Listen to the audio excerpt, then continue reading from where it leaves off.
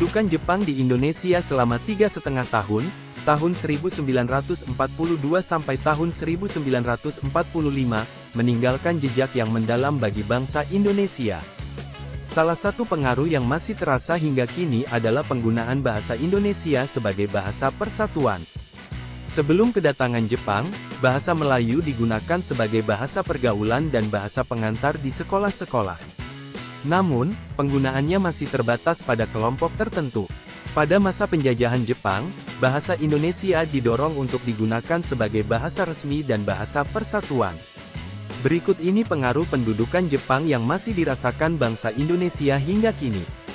Hal ini dilakukan melalui beberapa kebijakan, seperti 1. Kewajiban penggunaan bahasa Indonesia di sekolah-sekolah. 2. Penerbitan surat kabar dan majalah berbahasa Indonesia. 3. Penyiaran radio berbahasa Indonesia. 4. Penggunaan bahasa Indonesia dalam kegiatan pemerintahan. Kebijakan-kebijakan ini mendorong penggunaan bahasa Indonesia secara luas di berbagai aspek kehidupan masyarakat. Hal ini memungkinkan rakyat Indonesia dari berbagai daerah untuk berkomunikasi dan bersatu padu.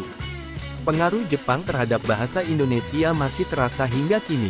Bahasa Indonesia menjadi bahasa resmi negara Indonesia dan bahasa persatuan bagi seluruh rakyat Indonesia. Bahasa Indonesia digunakan dalam berbagai bidang, seperti pendidikan, pemerintahan, media massa, dan perdagangan.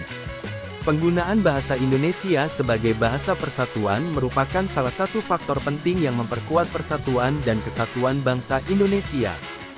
Hal ini memungkinkan rakyat Indonesia dari berbagai daerah untuk saling memahami dan berkomunikasi dengan mudah. Selain bahasa Indonesia, masih banyak pengaruh lain dari pendudukan Jepang yang masih terasa hingga kini, seperti sistem pemerintahan, sistem pendidikan, kebudayaan, dan ekonomi. Meskipun pendudukan Jepang meninggalkan banyak dampak negatif, namun ada beberapa pengaruh positif yang masih bermanfaat bagi bangsa Indonesia hingga saat ini.